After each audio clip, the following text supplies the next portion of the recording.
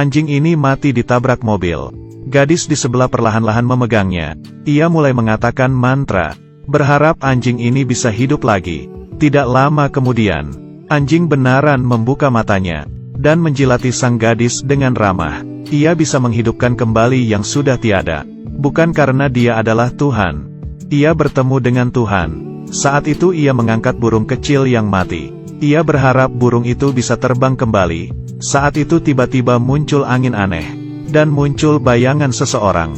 Tuhan yang muncul. Burung kecil pun hidup kembali. Tapi yang anehnya adalah, selain anak gadis itu, tidak ada yang melihat hal itu. Di malam hari ia menceritakan hal itu kepada ibunya. Bahkan mengatakan Tuhan berkata kepadanya, tidak lama kemudian dia akan naik ke surga. Ibunya pun kaget, orang yang hidup bagaimana bisa naik ke surga. Ia pun langsung menidurkan anaknya. Tapi di tengah malam ia demam. Setelah dokter memeriksanya, ini adalah demam biasa. Tapi wajah ibunya sangat panik, mengatakan apa yang dikatakan Tuhan kepada anaknya. Dokter pun hanya tertawa, mengatakan ia percaya dengan ilmu biologi. Saat itu ayahnya mengeluarkan gambar yang digambar anaknya. Seorang gadis berumur 7 tahun. Tidak mungkin bisa melakukan hal itu. Apakah dia benar-benar melihatnya? Keesokannya sang gadis mengeluarkan sebuah gambar, yaitu teman baiknya yang sedang bermain bola basket. Tapi temannya itu lumpuh. Selalu berada di atas kursi roda. Bagaimana mungkin bisa bermain basket? Tapi sang gadis mengatakan, ini belum tentu. Ia memegang kedua tangan temannya, dan mengucapkan mantra. Tidak sampai setengah hari, di saat temannya pergi ke dokter untuk perawatan, tiba-tiba ia bisa benaran berdiri. Dokter yang melihatnya pun kaget. Selain Tuhan, tidak ada yang bisa menjelaskan hal ini. Berbagai orang yang Said pun datang ke rumah untuk mencarinya, berharap ia mengulurkan tangannya. Sang gadis yang baik hati ingin keluar rumah, tapi ayahnya menahannya. Bila ia menyembuhkan salah satu orang, maka kehidupannya yang damai juga akan dihancurkan. Sang gadis pun kembali ke kamar, tapi melihat tatapan orang dari luar jendelanya. Dia pun tidak bisa mengabainya. Ia memegang salah satu tangan orang yang sakit dan mengucapkan mantra. Wanita itu pun mukanya mulai cerah. Tidak lama kemudian ia mulai menjadi sehat. Ia tahu, penyakit di dalam tubuhnya mulai hilang. Sang wanita pun sangat senang dan memeluk erat si gadis. Sang gadis merasakan kebaikan yang ia lakukan, pun mulai menyembuhkan yang lainnya. Mata gadis ini berwarna putih. Ia membuka kacamata hitamnya. Mata yang awalnya putih sekarang muncul hitamnya.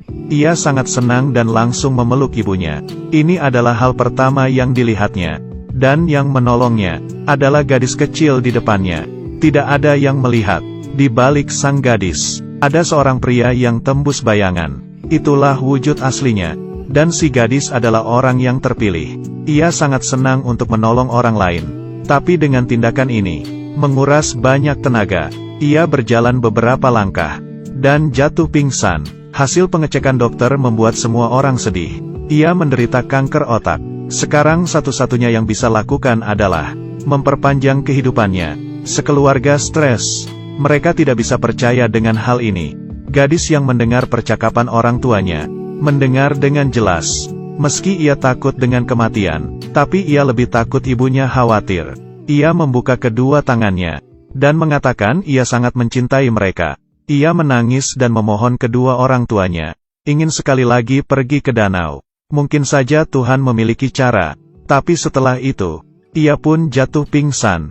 Ayah segera membawanya ke rumah sakit. Tapi sang gadis berkata, tolong bawa aku ke danau.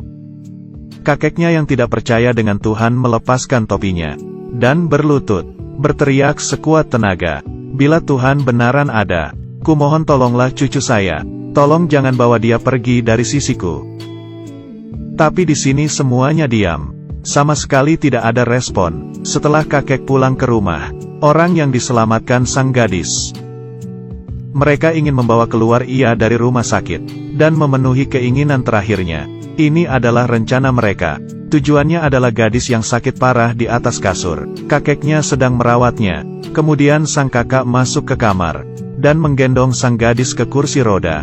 Di luar kamar pasien, tim yang bertugas untuk menarik perhatian juga tidak mudah.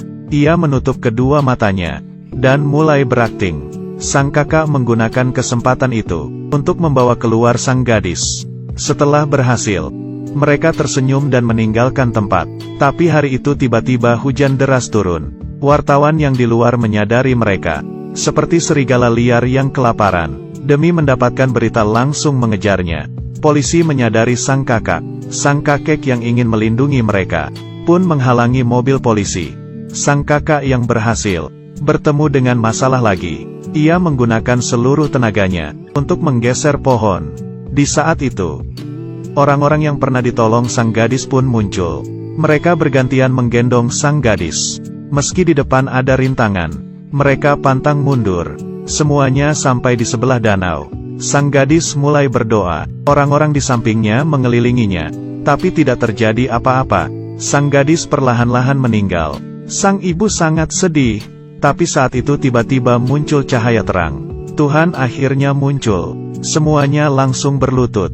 Arwah sang gadis naik ke atas, menuju surga. Wartawan yang mengikuti mereka tidak bisa merekam sama sekali. Orang-orang datang ke rumah sang gadis, bertemu untuk terakhir kalinya. Saat itu sang kakak tiba-tiba menyadari gambar si gadis. Tuhan ternyata mengirim pulang sang gadis. Semuanya pun langsung mengelilingi kasur sang gadis dan berdoa. Wajah gadis mulai cerah, dan mulai bernafas.